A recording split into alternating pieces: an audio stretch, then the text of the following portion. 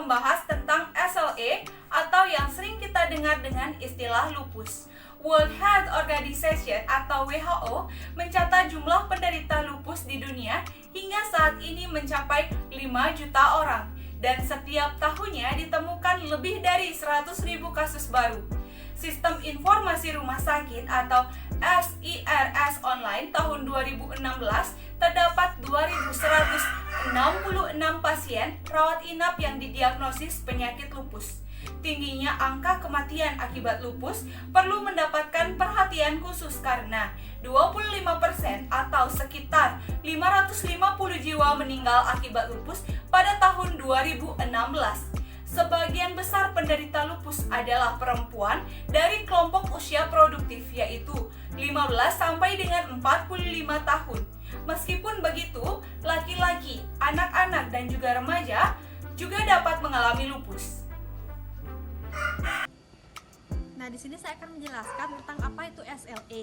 SLE atau lupus eritomatosus sistemik merupakan gangguan sistem kekebalan tubuh di mana daya tahan tubuh menyerang daya tahan tubuhnya sendiri atau yang biasa disebut dengan autoimun. Untuk penyakit ini biasanya gejalanya sangat jarang disadari oleh penderita dikarenakan gejala yang muncul sangat mirip dengan beberapa gejala penyakit yang umum lainnya. Maka dari itu, penyakit ini akan sangat sulit untuk terdeteksi dan untuk tingkat keparahannya ada berbagai macam, ada yang dari ringan hingga yang mengancam jiwa. Untuk gejala penyakit SLE sendiri, ada yang bisa tiba-tiba muncul, ada juga yang bisa berkembang secara perlahan tanpa disadari. Systemic lupus erythematosus atau lupus juga disebut penyakit seribu wajah. Kenapa SLE disebut penyakit seribu wajah? Yang pertama, gejala umumnya tidak sama persis. Yang kedua, seringkali tertutupi oleh gejala penyakit lainnya. Kesulitan dalam upaya mengenai SLE seringkali mengakibatkan diagnosa dan penanganan yang terlambat. Siapa saja kelompok berisiko mengalami SLE?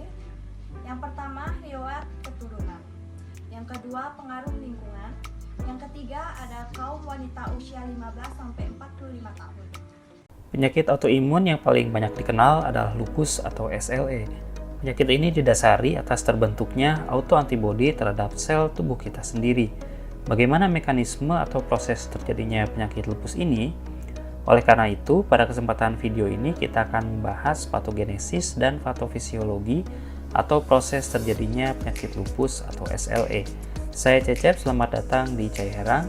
Jangan lupa untuk mendukung channel ini dengan subscribe serta mengklik ikon bell untuk mendapatkan notifikasi mengenai video terbaru dari channel ini. Seperti disebutkan sebelumnya bahwa pada penyakit lupus terbentuk autoantibodi terhadap sel tubuh diri sendiri. Oleh sebab itu, faktor penyebab penyakit lupus adalah segala sesuatu yang menyebabkan reaksi terhadap diri sendiri atau self antigen atau autoreaktivitas. Adanya autoreaktivitas ini disebabkan oleh interaksi berbagai macam faktor. Yang pertama adalah faktor genetik. Bukti utama peran faktor genetik ini adalah bahwa terjadinya penyakit lupus pada saudara kandung penderita SLE meningkat sampai 30 kali lipat. Pada penelitian memang ditemukan banyak gen yang berhubungan dengan penyakit lupus ini. Gen-gen tersebut biasanya berkaitan dengan respon imun dan inflamasi, gen yang mengatur repair DNA dan apoptosis, gen yang mempengaruhi aderensi sel imun pada endotel, serta gen yang berperan dalam respon tubuh terhadap kerusakan jaringan. Untuk lebih detail mengenai gen ini dapat dilihat di artikel di tautan yang ada pada deskripsi di bagian bawah dari video ini.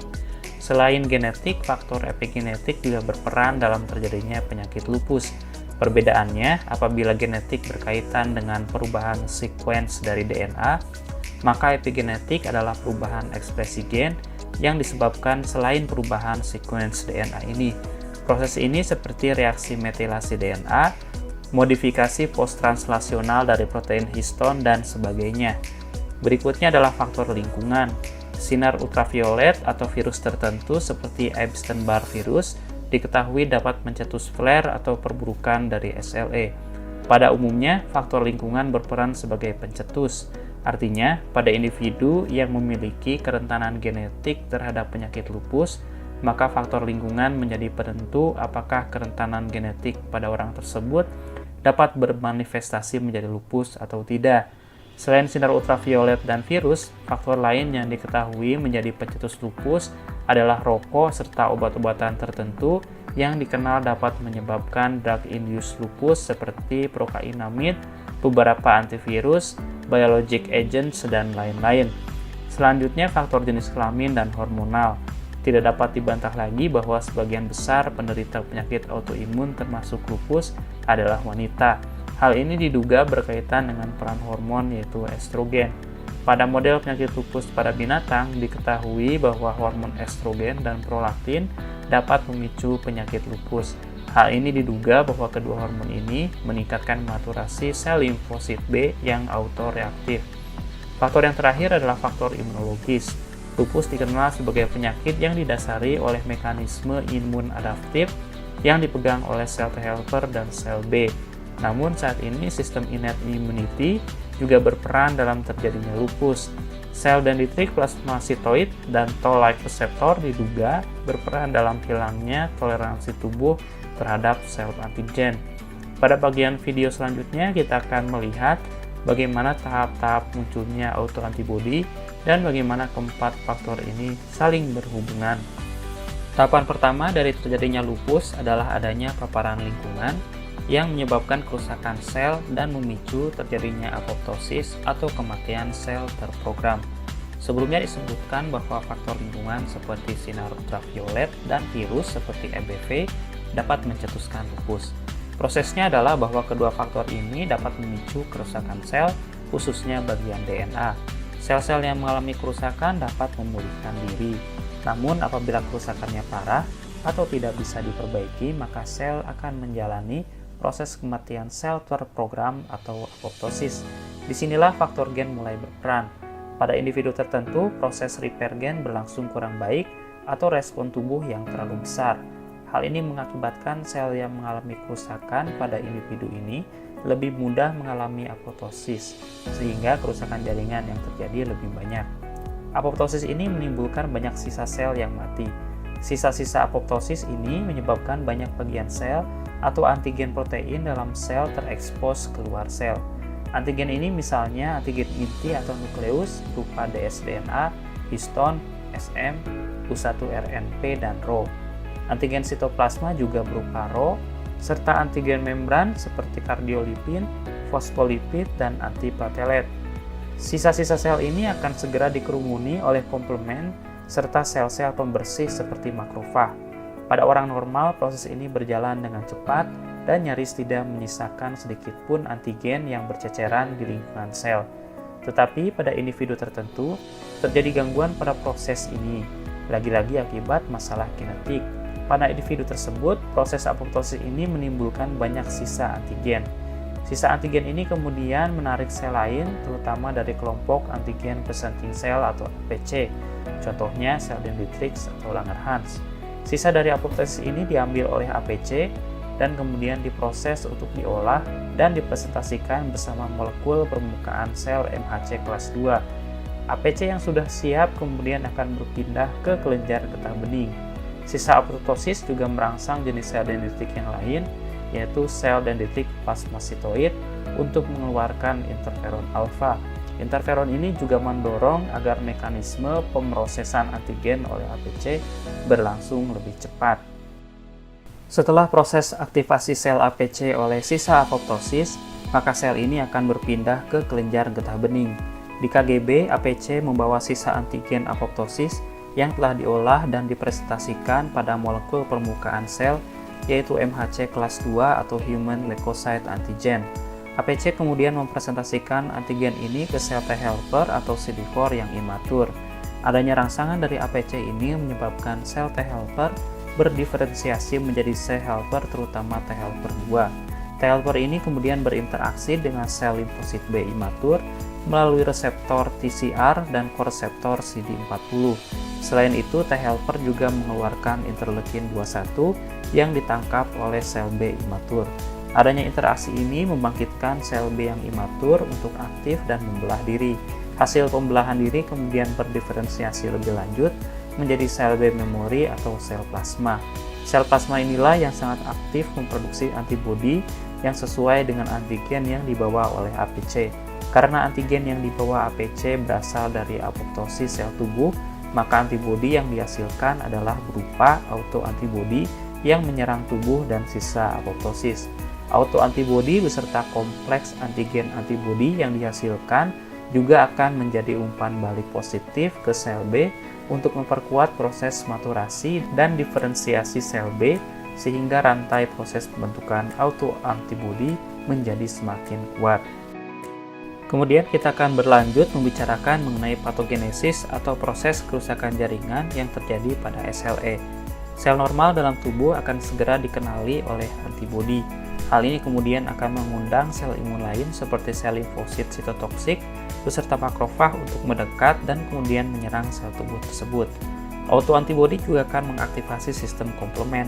Hal ini dapat menyebabkan kerusakan langsung berupa melalui komplement membran attack kompleks atau berfungsi juga sebagai kemokin untuk mengundang lebih banyak sel imun yang lain untuk datang. Akibat dari proses ini jelas, yaitu kerusakan jaringan. Contohnya pada ginjal, jika diproduksi autoantibodi terhadap ginjal, maka sistem imun akan menyerang ginjal secara langsung. Selain itu, kompleks antigen antibodi dari tempat lain juga bisa tertimbun di ginjal, mengundang sel imun dan komplement untuk bereaksi dan juga akan menyebabkan kerusakan pada ginjal. Proses kerusakan sel ini juga akan diperkuat karena sisa apoptosis dan kerusakan sel akan dikenal langsung oleh sel B memori. Proses ini tidak perlu melalui aktivasi sel T helper dan sel B memori ini akan langsung berubah menjadi sel plasma yang kemudian akan memproduksi lebih banyak lagi autoantibodi yang akan menyebabkan kerusakan yang lebih banyak lagi. Jika kita perhatikan, proses ini merupakan peristiwa vicious cycle atau lingkaran setan yang jika tidak diputus, maka kerusakan yang terjadi akan semakin besar. Telah dijelaskan sebelumnya bahwa pada lupus, kerusakan awal jaringan dapat menjadi pencetus yang kemudian diikuti oleh pembentukan autoantibodi. Proses ini merupakan siklus lingkaran setan yang harus dihentikan agar penyakit lupus menjadi tenang dan pasien kemudian bisa masuk ke dalam kondisi remisi. Dalam kondisi remisi ini, kerusakan sel dan jaringan bisa diminimalisir dan pasien dapat beraktivitas seperti biasa. Namun kondisi tertentu seperti infeksi, kehamilan, pembedahan, dan paparan sinar matahari dapat kembali menimbulkan kerusakan jaringan. Hal ini memicu kembali proses pembentukan autoantibodi sehingga penyakit lupus bangun kembali atau kondisi yang dinamakan flare. Oleh sebab itu, pengawasan dan pengobatan jangka panjang harus dijalani penderita lupus untuk mempertahankan remisi selama mungkin dan mencegah terjadinya flare. Baiklah, akhirnya kita sampai juga di akhir pada video ini yang membahas mengenai patogenesis dan patofisiologi dari penyakit lupus atau. Oleh karena itu, yuk kita saluri atau periksa lupus sendiri agar penyakit lupus dapat tertangani sejak dini. Dengan mengetahui gejala lupus, yang pertama yaitu ada ruam kemerahan pada hidung hingga pipi dengan pola seperti kupu-kupu. Yang kedua yaitu sensitif terhadap cahaya matahari. Yang ketiga, demam lebih dari 38 derajat Celcius tanpa sebab yang jelas. Yang keempat, keletihan dan lemas. Yang kelima, sering mengalami kejang. Yang keenam, nyeri atau bengkak secara terus-menerus lebih dari 3 bulan. Yang ketujuh, pernah mengalami sariawan lebih dari 2 minggu.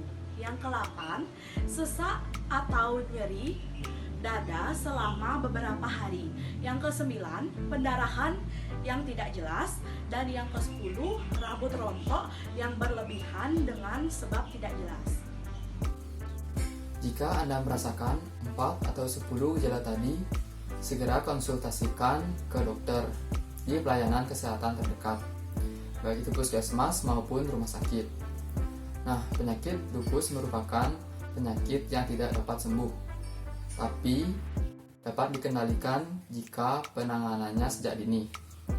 Maka dari itu, ingatlah saluri, periksa lupus sendiri.